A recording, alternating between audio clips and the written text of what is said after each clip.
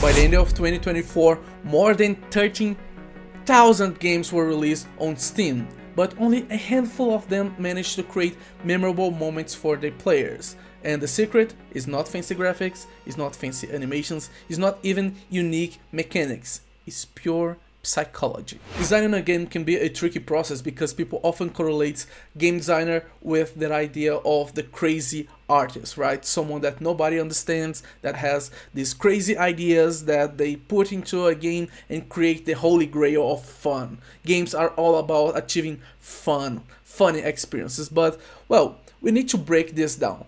Game design is not about fun. Fun is a byproduct of great game design, but game design is all about creating the incentives for players to achieve the game's goal. So we create a concept and we create the system of incentives, which is the game. Games are system of incentives to achieve this goal. And we guide the players through this journey by allowing them to understand these incentives so they can adjust their behaviors to achieve the goal that we plan for them. But game design is way less subjective and relative and way more precise and methodic and systematic than people think. Game design has fundamentals, principles, and techniques to create great games. As Jen McGonigal says in her book Reality is Broken, game designers and game developers are effectively turning into applied science what was previously the intuitive art of optimizing human experience. What a great quote. As a result, they are turning themselves into the most talented and powerful happiness engineers of the planet. Guys, I love this woman. I love this book. I totally recommend it. I'll put a link in the description to the Amazon book. By buying with my link, you will also help me because this is an associated link. So grab this book because this book is amazing if you really like game design. So we can leverage psychology, economy, praxeology, and neuroscience knowledge to create what I call controlled environment for testing human mind, which we know as games. So to me, game design is all about studying how humans react to incentives. And in this video, we are going to see one principle that will help us create great game design, which is the squeeze and release principle that we can apply everywhere. And after this video, you are going to see this everywhere in your games, in your music, in your text, in your movies, everywhere you are going to see this being applied because it's deep rooted in humans' psychology. So let's get started. Squeeze and release, it's a technique where we deliberately create tension on our players followed by moments of relief. This mechanism triggers our body reward system by releasing pleasure, which in turn makes our brain store this event as a memory so we can reuse it again in the future. For example, let's make a really brief analysis of Ori and the Blind Forest Ginsu 3 Waterscape. Anyone that played this game will know what I'm about to show you. So let's see this in practice.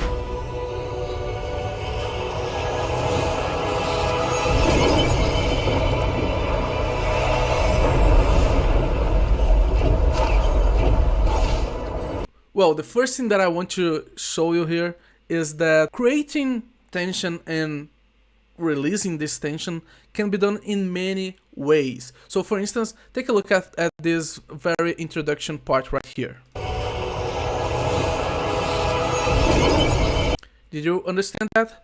Well, we have a lot of visual tension being created by this effect when the brightness of the screen is getting ever brighter until the tension is released. So Ori appears, the tree stops shining, and the waterscape section will start. So let's go back here.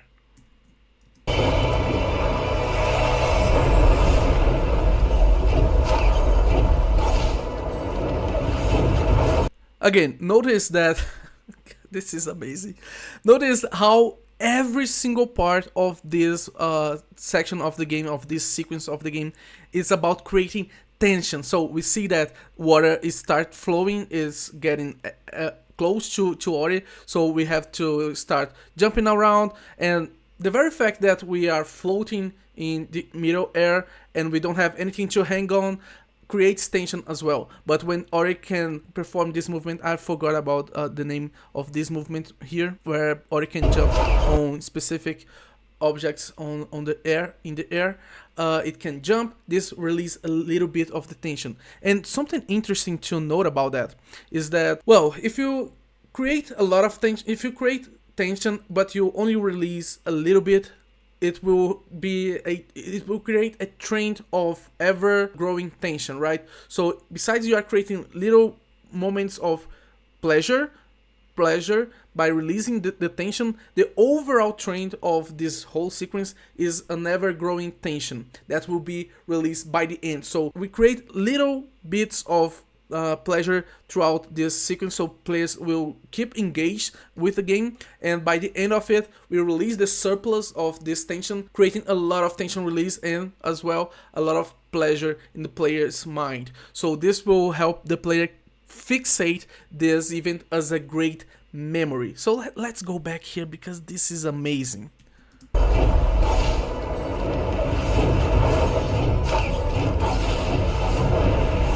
And notice that now players have to face an enemy. So what's happening here? The designers create a lot of tension one by one when players are floating in middle air and they have to hang on these objects and jump and make one jump after the other in middle air. But at some point, this is related to the flow state. When players manage a given skill, when the challenge matches the skill, they start to get bored. So we have to present a new challenge to them so they have more tension and they will release more of this tension, creating more pleasure. So what the game designers here created is, okay, you pass through this test, you have these skills, so this will start to be boring for you. Let's make you face another challenge. So let's go back here. This is amazing. Look how the water is getting close to Ori, creating more tension as Ori, and now Ori doesn't have anything to hang on. Ori can perform the stomp jump. I forgot about the name of the technique. So now Ori will have to jump on the enemy, but the player doesn't have control on the enemy. So this creates a lot of tension. How will I manage to move to the top part of this level if I don't have anything to hang on? So this is awesome. Okay, I have an enemy, so I have to jump right here. And since Ori and the Blind Forest is an action game, so in game design we have three primary colors of game genres, right? We have action, adventure, and strategy. And you can of course combine this, just like you can combine colors in painting, you can combine this. So action is about players' reaction time, so time is the main resource here.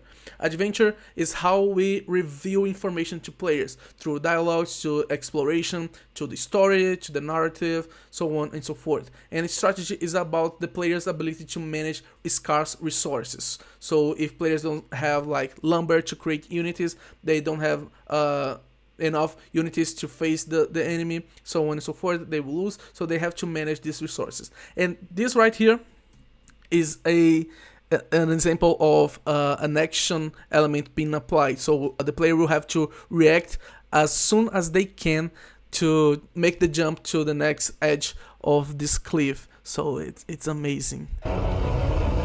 Okay.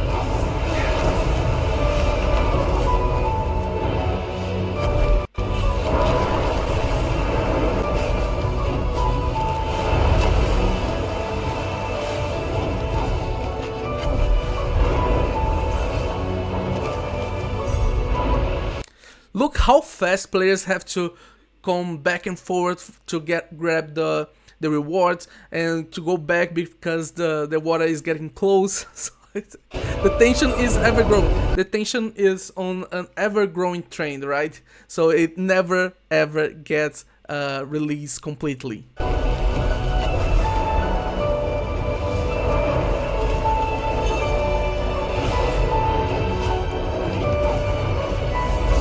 Players cannot fail this part because otherwise they will fall into the water and lose. So the tension is getting ever higher here.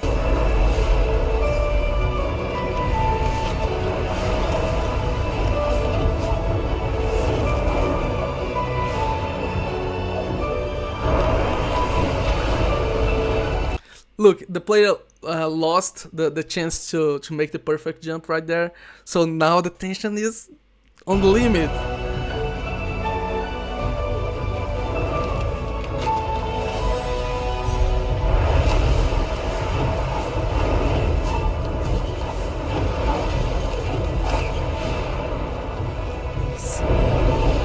Pay attention to this part because this is kind of like a visual reference to pleasure, because this is kind of like I'll not talk about it. If you are an adult man, you will notice what this represents right here.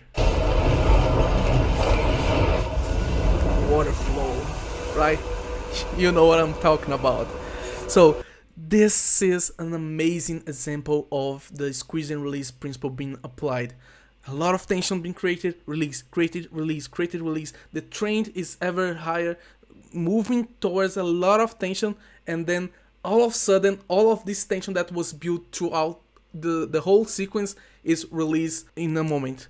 So the pleasure, the players are safe, they understand that they managed to finish this challenge. A lot of pleasure is released. This becomes a very vivid memory in players' brain. But why does that happen? What is the explanation for that? Well, let's talk about it. Well, it's a bit complicated because we'll have to explain how the universe works, but I'll try to simplify it for you. So the idea is that the universe is a game. By the end of this session, you'll have your mind blew away, because the universe is a game which has the goal of propagating information through space and time. And when I talk about information, I'm talking about how the matter is arranged in space and time. So for instance, this is a bit of information, this is a different bit of information, this is another bit of information, and this are different bits of information as well. So it's the same arranged but in different times, right? So the time variable is different here. So this is what I'm trying to convey with information. And the universe has a really interesting reward system that rewards players with points based on energy. So energy is the score system of the universe. So if you spend more energy to propagate the same amount of information through space and time than another strategy propagates it, well, you are going to be less rewarded with energy, because the idea is that, and this is amazing, I'll put the graphic of the game of the universe on the screen right now. This is a machination diagram, because the universe has a very interesting feedback loop where the circuit of rewarding closes in the action that created more information with least amount of energy, because the universe will rearrange the amount of energy rewarding players that use the least amount of energy to propagate the most amount of information. And this creates a positive feedback loop where the surplus of energy that players expend to propagate some information through space and time will be used to do it again. And well, this is essentially how capitalism works, rewarding strategies that can propagate more information through space and time. And this is the reason why socialism can never work, because without an abstraction of how this system works, so without prices and capital, you can measure which action will provide you with the best amount, with the best strategy to propagate more information. So yeah, but we are not going to dig into politics right now, but just so we can understand the reasoning behind this economical system. So capitalism will reward the propagation of more information, because with capital you can reuse capital to do the same strategy that allowed you to propagate this information through space and time. So this is what we call profit.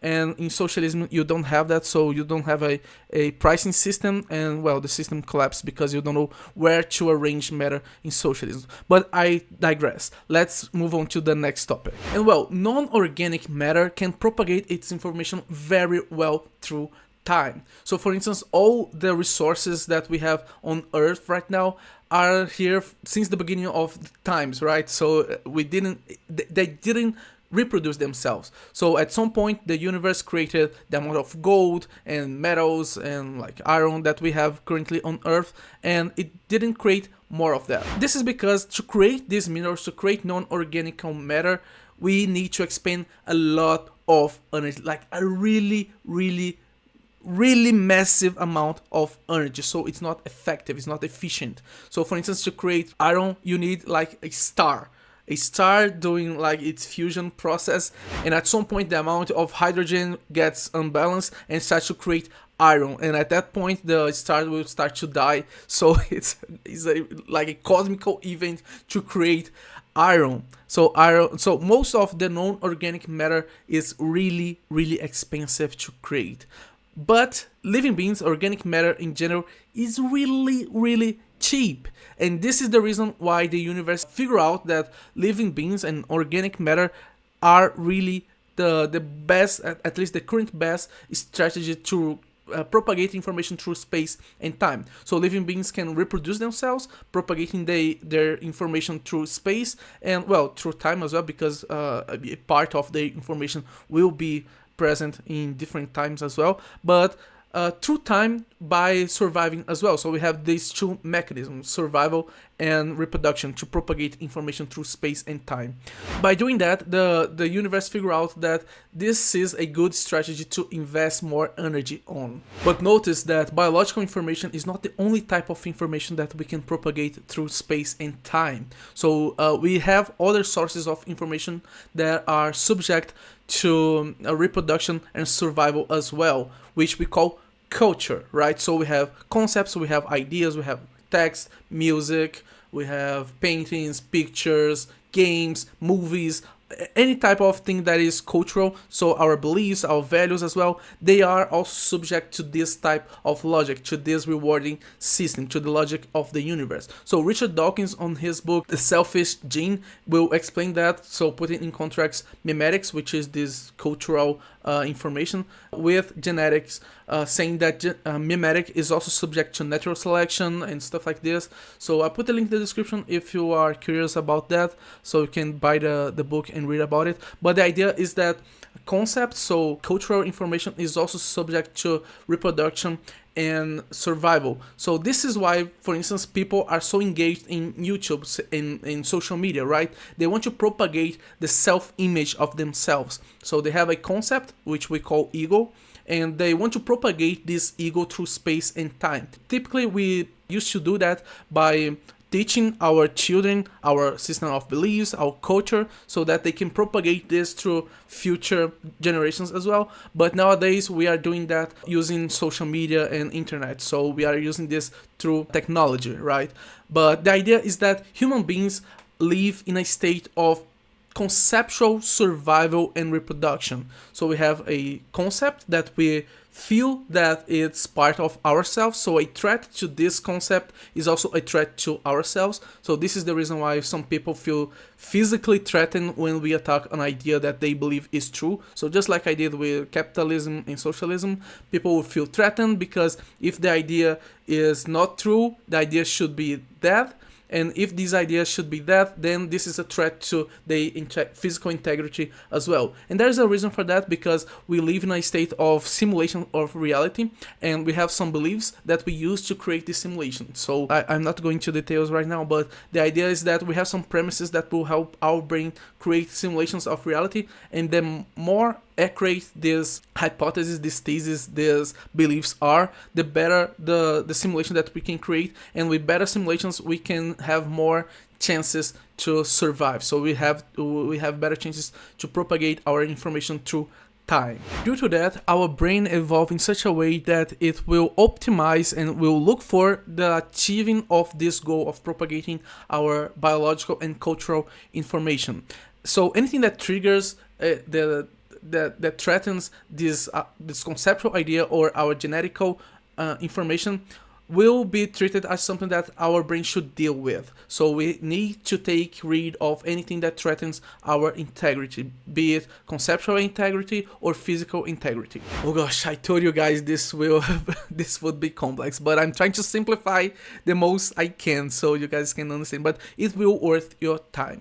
So our bodies have some mechanisms to communicate to the brain that we are physically or conceptually threatened. So we call that or hormones, right? So we have hormones that will communicate to the brain that something is good or something is bad.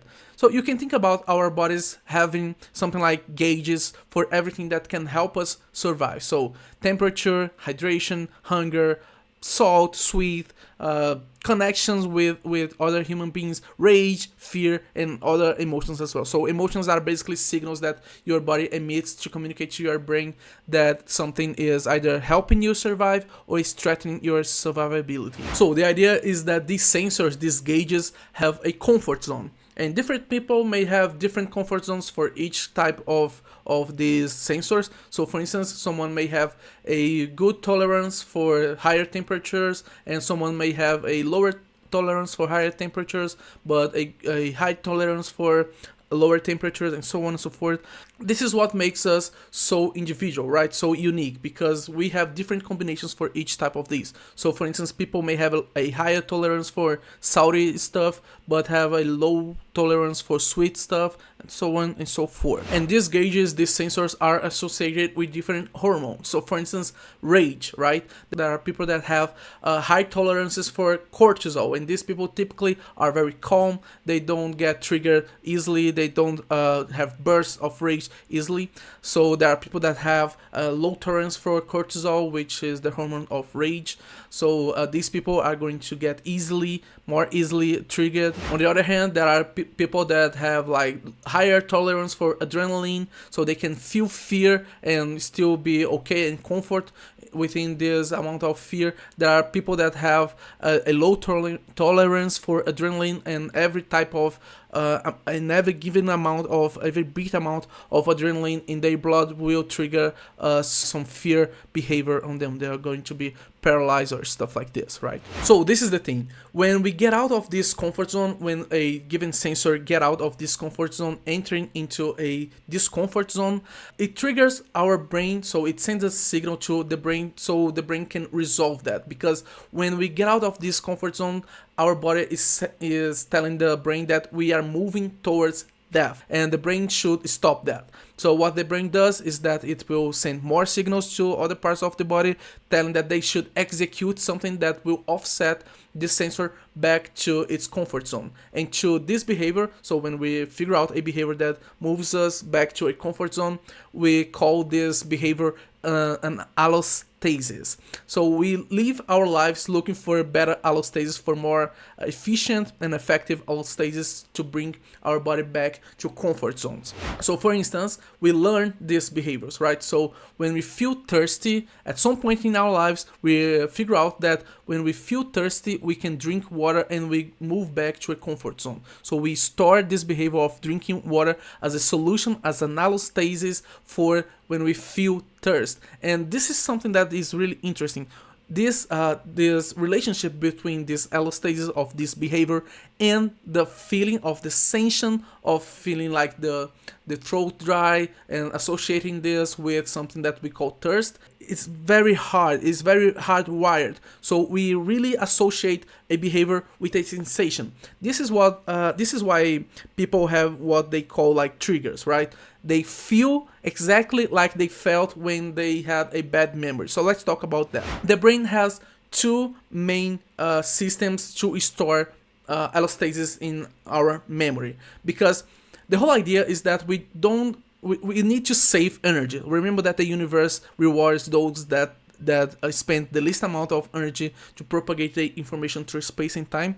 So the brain works by saving energy, and processing spends a lot of energy. When I talk about processing, I'm talking about figuring out new solutions for problems that we have on our body, new allostasis, new behaviors that will bring us back to a comfort zone. And this spends a lot of energy because we have to look for new stuff, we have to look for new solutions and store them in memory, and this requires a lot of experimentation, right? So this spends a lot of energy. But if we figure out something that definitely moved us back to a comfort zone, the brain stores that into memory so that we can reproduce that again in the future. When we feel exactly the same way, we can perform the exact same behavior because this helped us survive. So the brain has two main systems to store memories.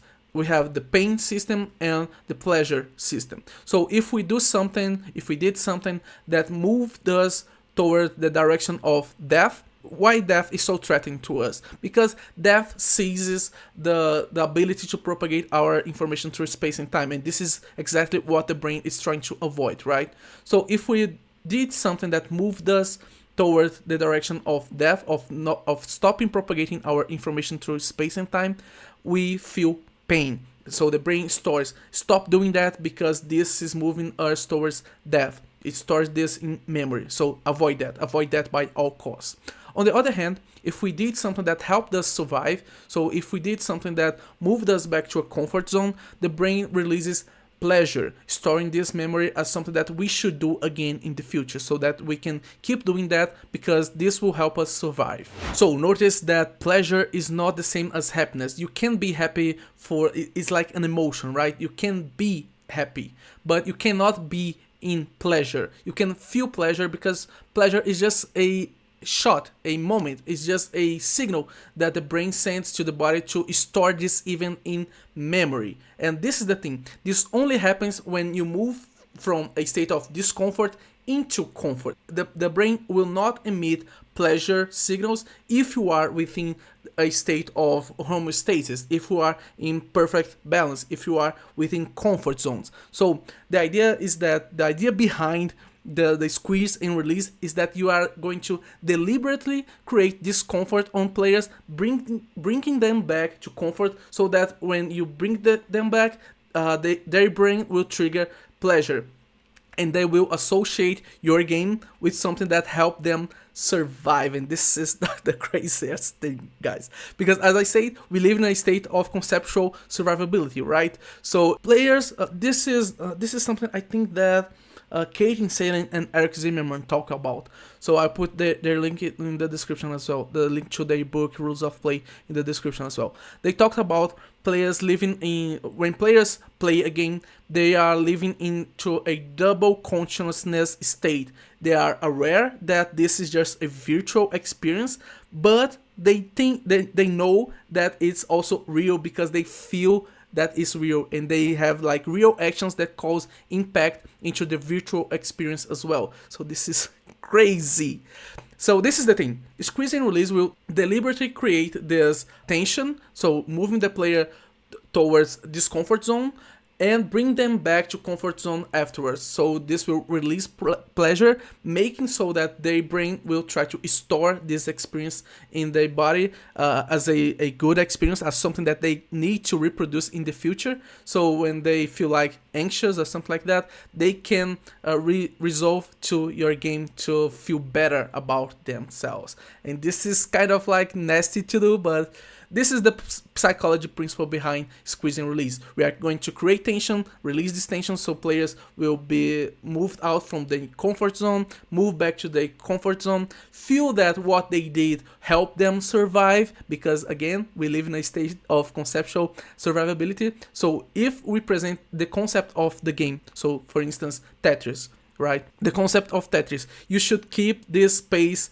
empty without any blocks or any bricks here. So if players start to get a lot of bricks inside the space that they are supposed to keep empty, they will feel threatened. They will feel that they are dying because the concept presented to them is dying. They are not fulfilling the concept presented to them. So this is very, very deep and interesting to think about. Well, but let's see some examples, because I showed this with Ori and the Blind Forest, which is one of the best examples of this being applied, but this can be applied on every single part of your game, and you should apply that into every single part so that you can leverage this system. So as I said, you can store some events into players' brain by creating discomfort and bringing players back to comfort to teach them something about your game. So we're going to see that into Mega Man X. So Keiji Inafune used that very well as well in Mega Man X mechanics. So let's talk about that. So now we are going to see how Keiji Inafune, the game designer behind Mega Man and Mega Man X games, use squeeze and release to teach players how are they supposed to deal damage in the game. So the X Buster mechanic is a mechanic where players are supposed to charge the shot before shooting. If you charge the shot, you are going to deal more damage with a charged shot than with an uncharged shot. And well, the game presents 3 charge levels, so actually 2 charge levels. So you can do the simple shot, the charged shot, and the charges, the level 2 charge shot.